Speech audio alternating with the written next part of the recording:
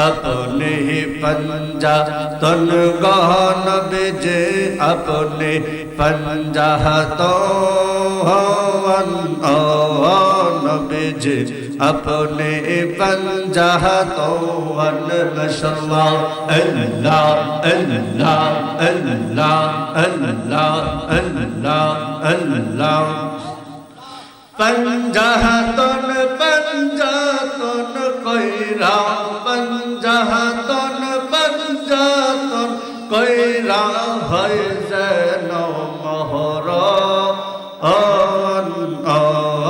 नबीजी अपने पंजातन माशाअल्लाह अल्लाह अल्लाह अल्लाह अल्लाह अल्लाह अल्लाह अल्लाह अल्लाह अल्लाह अल्लाह हज़रत ताले मा फातिमा इमाम दुई जवान हज़रत ताले मा फातिमा इमाम दुई जवान दयाल नबी के साथ लैया दयाल नबी के साथ लैया बस जाने एक जा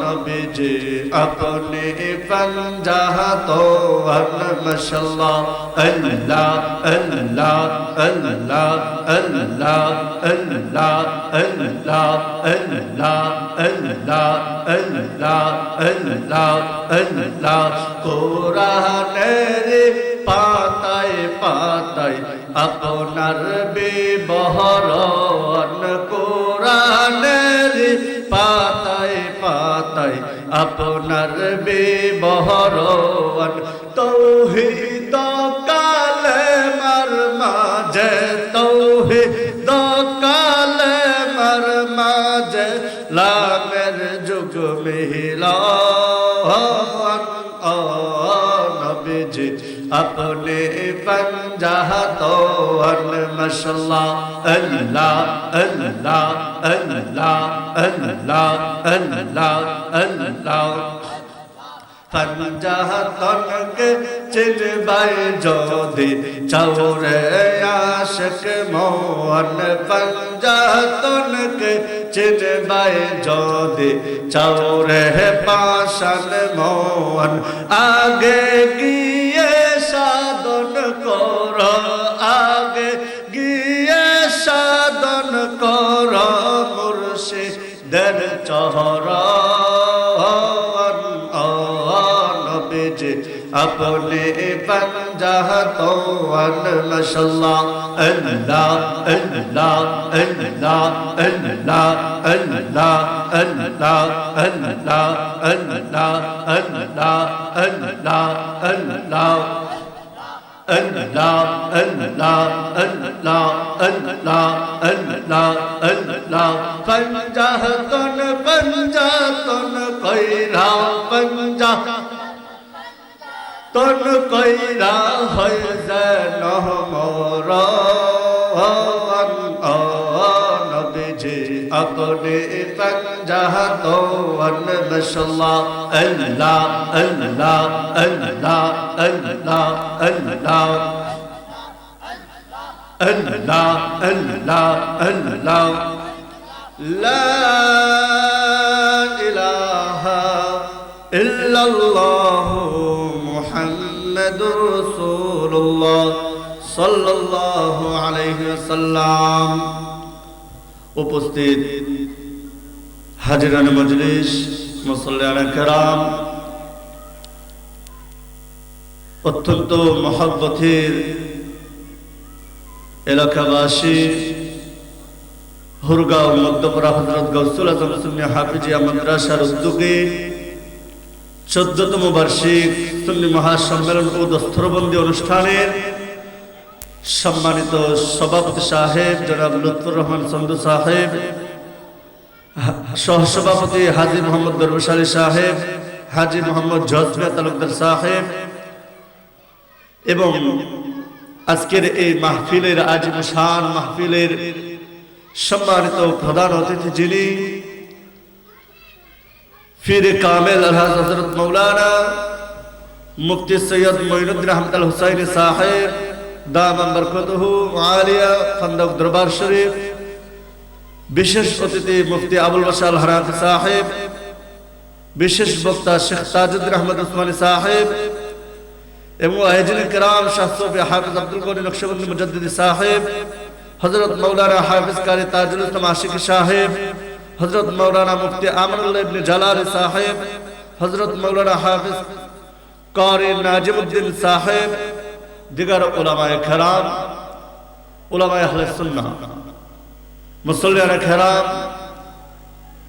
मंचे उपविष्ट एवं आमार सामने उपविष्ट सकल भाई एवं बाबारा प्रत्येकेर प्रति एवं पर्दा निशीन থেকে আমার মা ও বোনেরা যে যেখান থেকে শুনতেছেন প্রত্যেকের দরবারে আমি আবারো সালাম আরজ করছি। আসসালামু আলাইকুম ওয়া রাহমাতুল্লাহি ওয়া বারাকাতুহু। আজকের এই আজিম শান মাহফিল, যে মাহফিলটা প্রতি বছর করা হয় এবং যে মাহফিলের মধ্যে কোরআনের হাফেজদেরকে পাগড়ি প্রদান করা হয়, যাদেরকে কোরআন শরীফ হেফজ করার পরে সমাপনী অনুষ্ঠানে এই ওয়াজের মাধ্যমে তাদেরকে সম্মানিত করা হয়। আজকের এই আজিম শান মাহফিলের পক্ষ থেকে এবং যারা আয়োজন করেছেন হুরগাঁও মধ্যপাড়া সুন্নি যুব সংঘ এবং হুরগাঁও মধ্যপাড়া নূরে মদিনা সুন্নি যুব সংগঠন, উভয় সংগঠনের প্রতি মহব্বত এবং ভালোবাসা রেখে আমি আমার আলোচনা আজকে শুরু করতে যাচ্ছি। আল্লাহ যদি তৌফিক দান করেন কয়েকটি কথা বলবো, ইনশাআল্লাহ শুনতে রাজি আছেন তো? ওমা তৌফিক ইল্লা বিল্লাহ। আমি পবিত্র কোরআনুল কারীমের মধ্যে থেকে আল্লাহ পাক রব্বুল আলামিন পবিত্র কোরআনুল কারীমে 114 খানা সূরা নাযিল করেছেন। এর মধ্যে একটা সূরার নাম হলো সূরা মুনাফিকুন। সূরা মুনাফিকুন।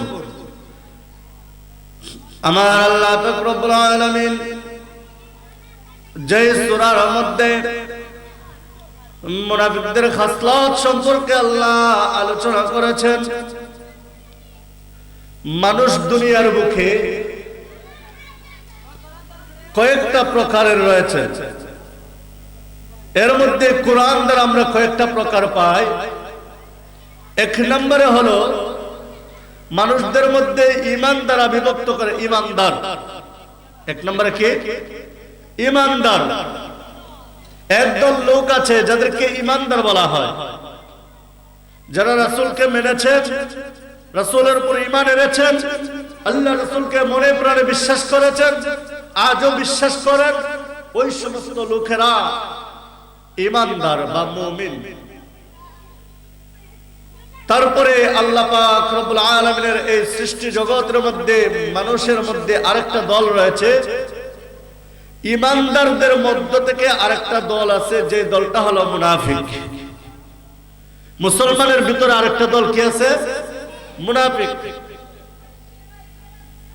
এই মুনাফিকদের সম্পর্কে কয়েকটি আলোচনা আজকে করব ইনশাআল্লাহ। আমার আল্লাহ পাক রব্বুল আলামিন পবিত্র কোরআনুল কারীমের মধ্যে বলেন, ইযা জাআকাল মুনাফিকুনা ক্বালু নাশহাদু ইন্নাকা লারাসূলুল্লাহ।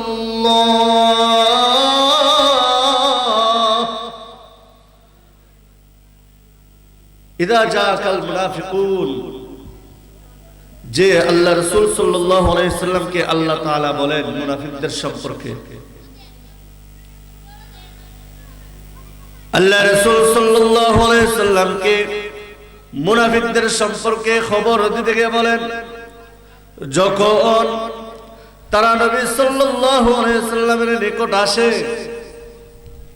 মুনাফিকরা যখন রাসূলের নিকট আসে, আল্লাহ নবী সাল্লাল্লাহু আলাইহি সাল্লামের নিকট যখন আসে, তখন শপথ করে তারা ইসলাম প্রকাশ করে, ইসলাম গ্রহণ করে।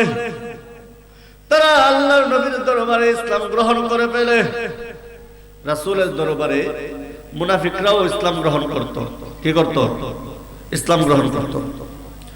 রাসূলের দরবারে যারা, রাসূলের কাছে যারা ইসলাম গ্রহণ করেছে, তারা কোনোদিনও, আমরা বলি যে তারা কোনোদিনও বেঈমান হতে পারে না, কিন্তু না, রাসূলের দরবারের সময়, রাসূলের জমানার সময় মুনাফিক ছিল। কথা বলেন ঠিক কিনা?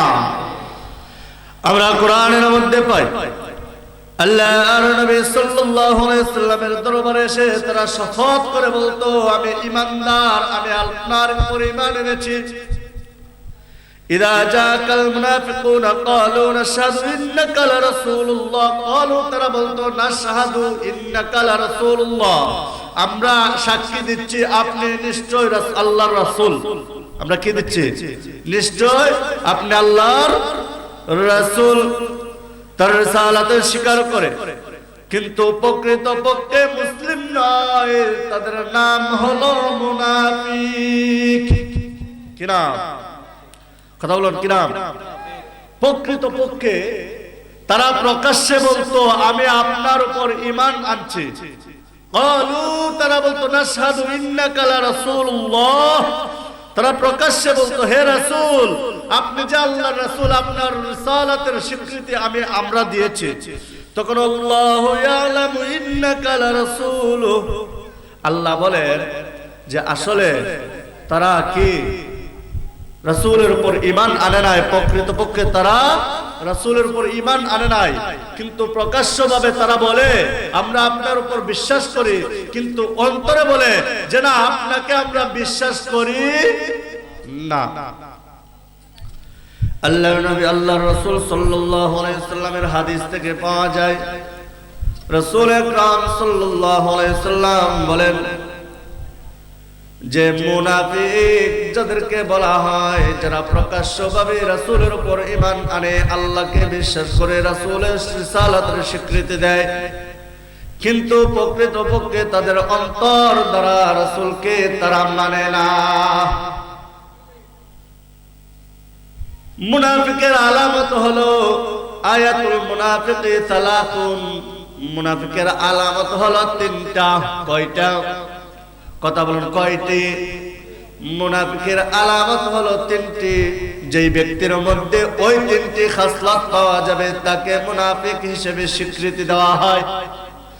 তাদেরকে কোরআনের ভাষায়, হাদিসের ভাষায় বলা হয় তারা মুনাফিক। আমার আল্লাহ পাক রব্বুল আলামিন বলেন, ইত্তাখাযু আইমানাহুম জুন্নাতান ফাসাদ্দু আন সাবিলিল্লাহ, তারা শুধু রাসূলের উপর স্বীকৃতি দেয় তাদের জীবনের উন্নতির জন্য, জীবনটা সুন্দর মতে চালানোর জন্য, অন্য কিছু জন্য নয়। প্রকৃতপক্ষে তারা রাসূলকে ভালোবেসে স্বীকৃতি দেয় না, তারা প্রকৃতপক্ষে স্বীকৃতি দেয় রাসূলেরকে একটু মন জোগানোর জন্য, মন জোগাইয়া ওই জায়গা থেকে কিছু হাসিল করার জন্য, তাদের কিছু স্বার্থ অন্বেষণ করার জন্য, অন্য কিছু উদ্দেশ্য নয়।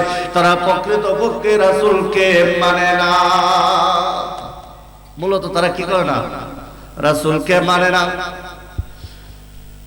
মুনাফিকের আলামত হলো তিনটা। আয়াতুল মুনাফিকুনা সালাসুন, মুনাফিকের আলামত তিনটির মধ্যে এক নম্বরে হলো ইদা হাদ্দাসা কাযাবা, ওই মুনাফিকটা যখন কথা বলবে, ওই লোকটা যখন কথা বলে, তখন সে কথায় কথায় মিথ্যা কথা বলে।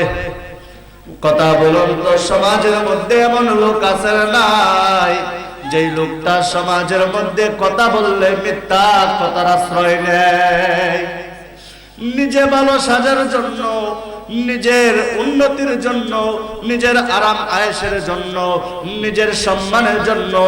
যে বান্দা তুমি আজকে মিথ্যা কথা বলেছো দুনিয়ার বুকে, আমার আল্লাহ পাক রব্বুল আলামিন বলেন তোমার যে জায়গাটা হবে, ইন্নাল মুনাফিকিনা ফিদ দারকিল আসফালি মিনান নার, তোমার জায়গাটা হবে জাহান্নামের সবচেয়ে নিচে। জাহান্নামের সবচেয়ে নিচে।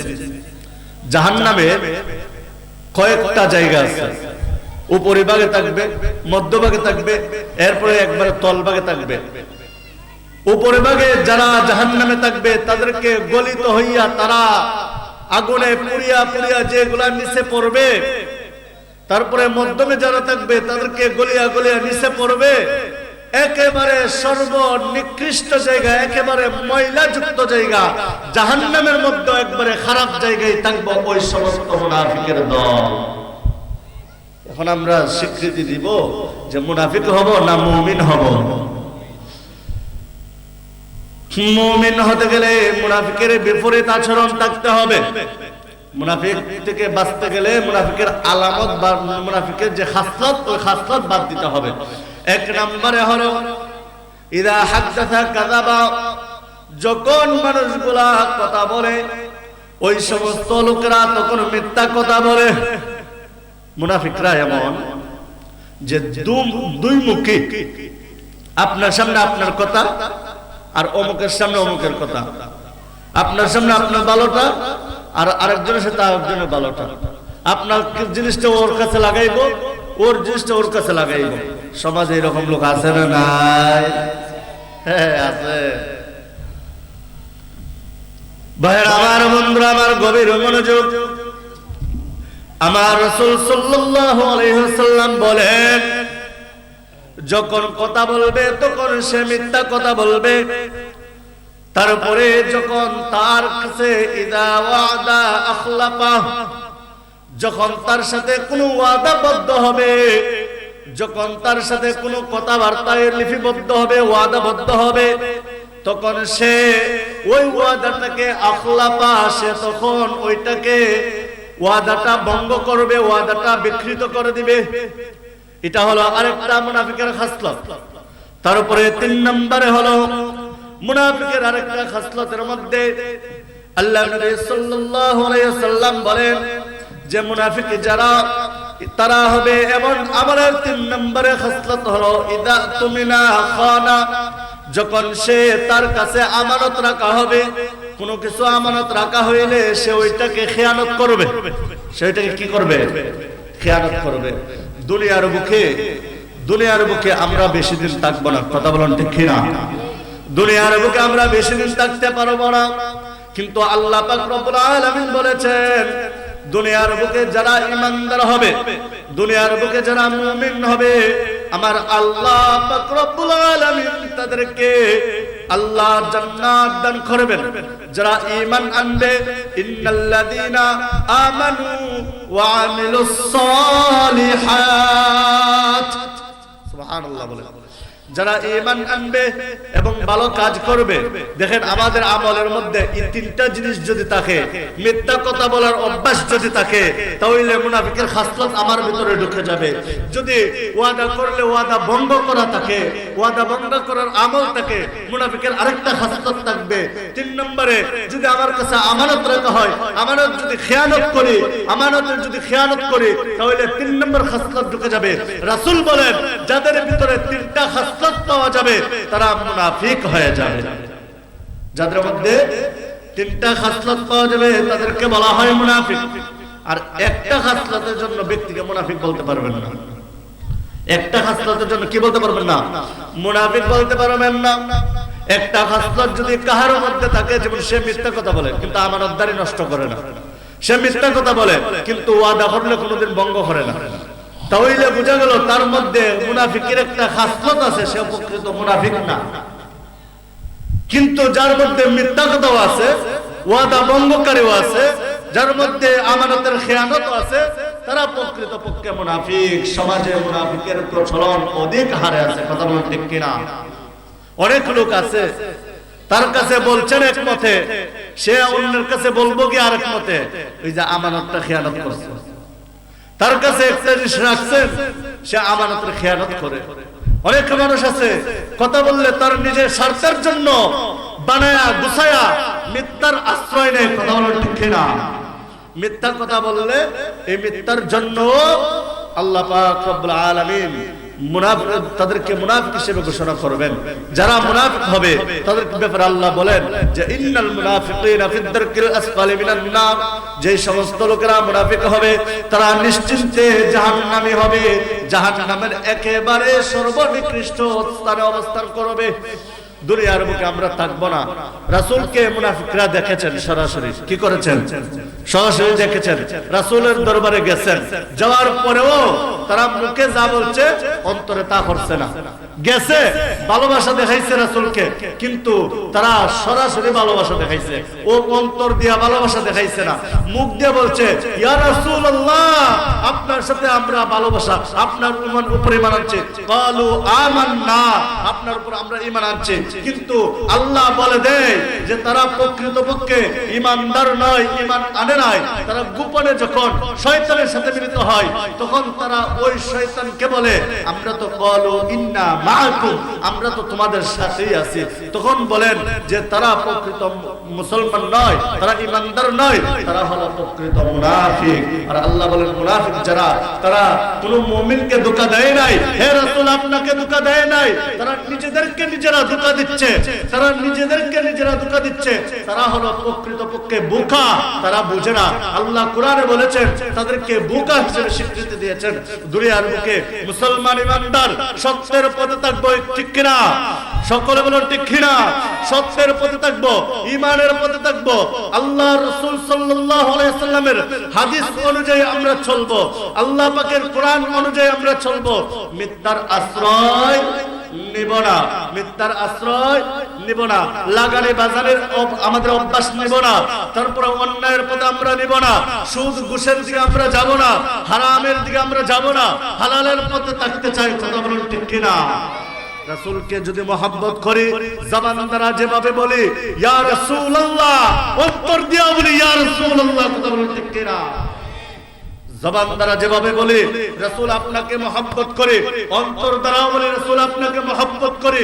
কিন্তু মুনাফিকের আমল হলো জবান দ্বারা বলবে ইয়া রাসূলুল্লাহ আপনাকে মহব্বত করে, অন্তর দ্বারা মহব্বত করবে না। সমাজের মধ্যে এমন অনেক লোক আছে দেখবেন, আপনাকে সামনে সামনে পাইলে বলবে হুজুর আপনাকে বড় মায়া করে, চাচা আপনারে বড় মায়া করে, মহব্বত করে, কিন্তু প্রকৃতপক্ষে তার অন্তর দিয়ে আপনারা মায়া করে না। সুযোগ পাইলে গায়ে দিয়ে মারে করে কলজার মধ্যে, ঠিক কিনা? এমন লোক আছে। তো সময় সংকীর্ণতার কারণে আমি আমার আলোচনা গুছিয়ে নিচ্ছি। আমার পরবর্তী হুজুর চলে আসছেন, অত্র গ্রামের কৃতি সন্তান হযরত মাওলানা হাফেজ কারি শেখ তাজউদ্দিন আহমদ উসমানী সাহেব। তাই আমি হুজুরকে বসায় আর দীর্ঘায়িত করছি না। আমাদের আলোচনা শোনার পরে আমলে আনতে হবে। আলোচনা যতটুকু শুনি, শোনার পরে কি আনতে হবে? আমলে আনতে হবে। যদি আমল দ্বারা আলোচনাটা পরিপূর্ণ করতে পারে, আমলের মধ্যে ঢুকাইয়া দিতে পারে, আমার আল্লাহ পাক রব্বুল আলামিন কাল কিয়ামতের ময়দানে জান্নাতীদের সাথে দিয়ে দিবেন। সুবহানাল্লাহ। রাসূল আপনি আমাকে সুপারিশ করে জান্নাতে নিয়ে নেবেন। সুবহানাল্লাহ। اللهم صل وسلم وبارك عليه واخر دعوانا الحمد لله رب العالمين। السلام عليكم।